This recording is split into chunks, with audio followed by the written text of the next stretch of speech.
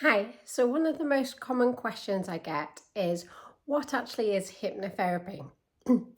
So, what is hypnotherapy? The way I explain it, there's two parts to hypnotherapy. There's the hypno, which is the hypnosis part, the trance part, and then there's the therapy part. So, that's the actual therapy side of things where it's positive talking therapy. Now, what I do is solution focused hypnotherapy. There's many different types of hypnotherapy and I'll talk about them in a minute. But let me explain what solution focused hypnotherapy is. So there's the therapy side. So when I work with a client, we use positive talking therapy, where we focus on moving the brain into what's known as the intellectual part of the brain. And when we're in the intellectual part of the brain, that's where we feel brave, we feel motivated, we feel in control of our lives. It's where we can make solutions and answers based on a rational assessment of a situation. And that's the part of the brain where we want to spend most of our life in. So a lot of the positive talking therapy is designed to move us into the intellectual part of the brain. Now, it's not pretending that life is great, that we live in it's not toxic positivity. It's not where we're pretending everything's fine. We know that we face challenges and we know that we have problems, but it's focusing on what has been good in our life and focusing on the tools and resources that we've learned and built over time to deal with those challenges. So it's positive talking therapy. I also use NLP, so neuro-linguistic programming. So we might reframe and change some of the language that we use about our situation, about our problem, to help us overcome that problem. So, a lot of people talk about my anxiety, my stress. Well, when we say we attach something to it, and it's very hard to help us to manage and to release it and let it go. So I always say, don't claim something as yours if you don't want it to be true. So don't talk about my anxiety, talk about the anxiety that I'm currently experiencing right now, that I'm currently suffering with right now. So we use neuro-linguistic programming, challenging the language, the words that we use to help us overcome or manage the challenges and problems that we're currently facing. We use CBT, so cognitive behavioral therapy. And we also, so I work with clients to set very small micro goals to help them move one step closer to the person they want to be, one step closer to moving away from their problem and that future that they want to be. So it's very forward facing. We're very much focused on the future. Now, there is other types of hypnotherapy out there where they focus on getting to the root cause of the problem. And that's where they might use hypnosis to regress a client. I don't do regression. They might spend the therapy, the talking side of the session about focusing on the problem.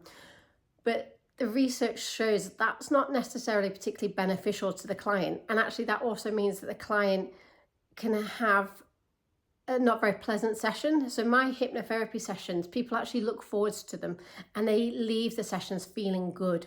It's not the type of therapy where you go and you need a box of tissues and you're crying and you leave feeling worse than when you first started. So it's all designed to make you feel better and focus on your future, focus on becoming the person that you want to be. And also a large part of the solution-focused hypnotherapy that I do with the client is understanding our brain. So our brain, it's an amazing high-powered machine. But if we don't understand how it works, then we find that it works against us and it's not collaborating with us. So it's very much like driving a sports car, and it's having a powerful machine to drive, but not having an instruction manual. So the first part of a hypnotherapy session, which is all the therapy part, the talking part, I focus on working with the client to understand the brain, how it works, why you feel the way you do, why you're experiencing the problems you're experiencing, why you feeling those emotions of stress and anxiety, and then what we can do about that. How do we learn how to collaborate with the brain so we can overcome our problems and become the person we want to be and feel the way we want to be? So that's the therapy side.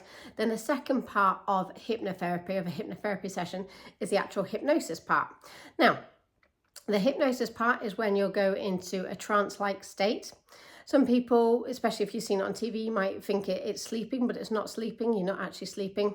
Very similar to meditation, but it's not actually meditation. So it's a very trance-like state. The best way to describe it is like being in a dream. You know, when you sort of, when you've drifted and gone off into a daydream.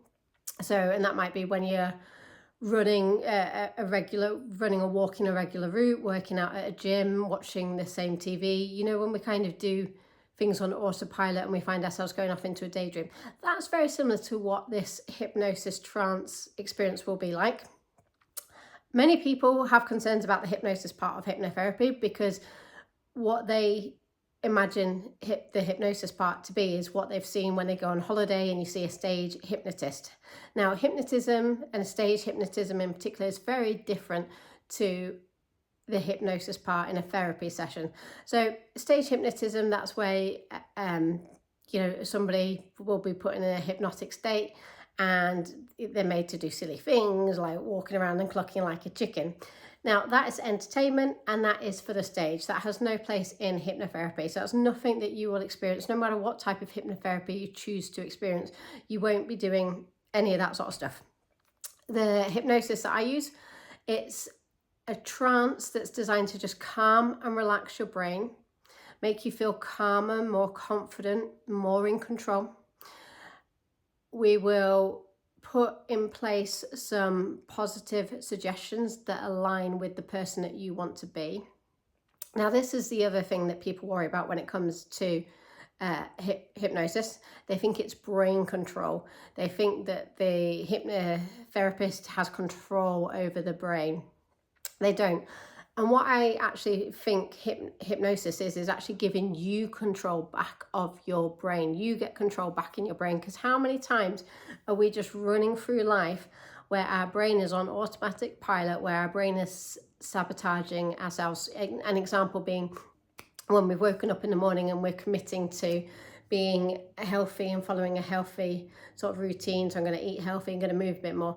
And then our brain sabotages us into having that regular treat at 11 o'clock and eating a packet of cookies.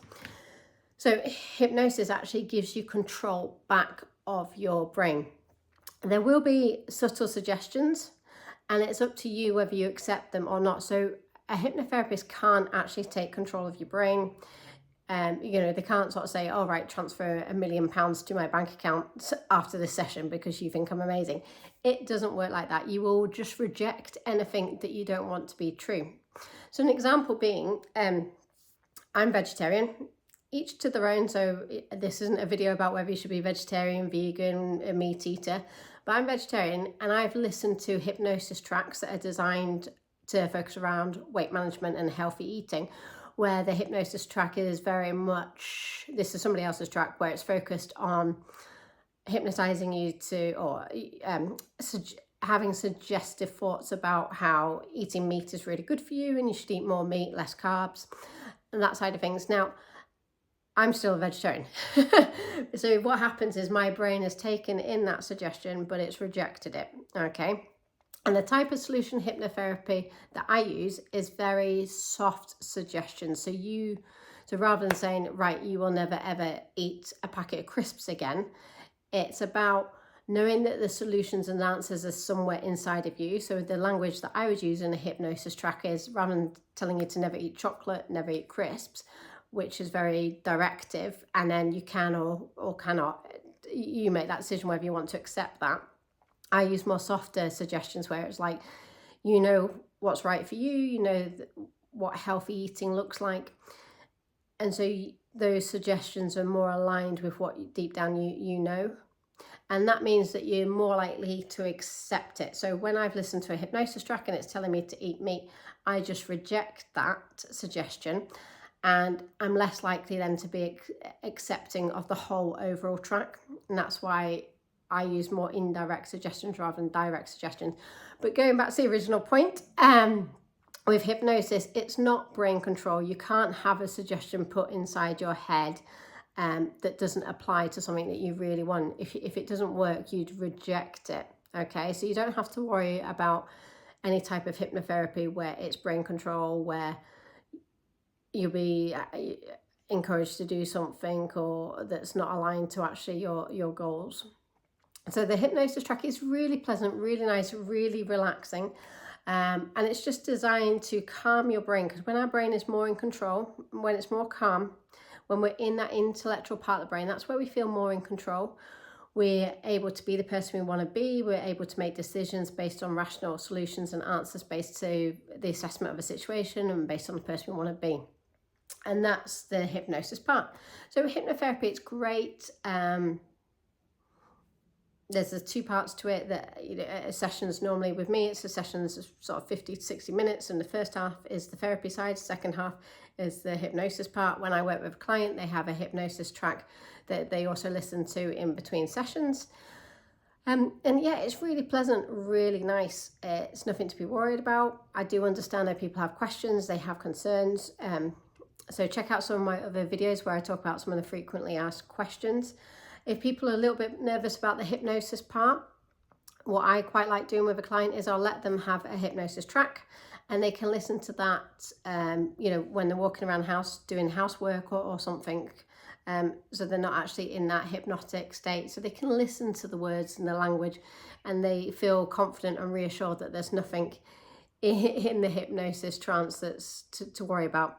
But hypnotherapy is really beneficial. There's so many different conditions, issues, problems out there that it can really help with. So many people are walking around and they're labeling themselves as something, and they just think that's who they are, and that's just something that they've got to accept and deal with. But it's not true, because hypnotherapy can really help. It can help with things like stress, anxiety, overwhelm, and burnout.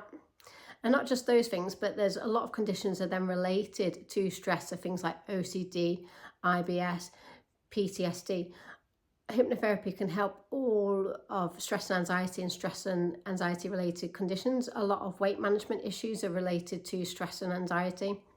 But hypnotherapy also works with weight management, works with menopause management, works with fears and phobias. Any kind of fear, any kind of phobia you might have, it can help overcome that for you. It can help you quit smoking, quit vaping. My specialist area, and the area that I like working with the best, and the reason why I got into hypnotherapy, is sports performance.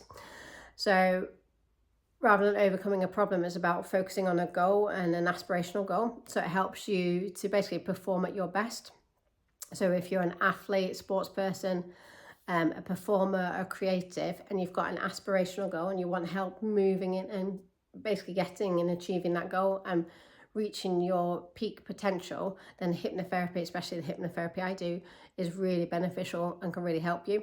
But a lot of athletes and performers also suffer with things like stress and anxiety, especially performance nerves. So on a big performance or the day of a big game, it's having that performance anxiety, those nerves. Confidence and self-belief. Quite often we don't achieve our full potential because we just lack that confidence, that self-belief. And to be at the best of the best, you do have to have an unwavering level of self-belief in your ability, in yourself. So I help people with self-belief, help people with I can't get my words out, help people with resilience. So, if you're a performer or an athlete, you are going to face knockbacks, objections, hurdles, challenges, injuries, things that knock you back. So you need to develop and build a high level of resilience. Even if you're not at that stage where you feel like you need a resilience, it's having that skill set now. So then when you face those challenges, you've got that skill set of being able to handle those challenges.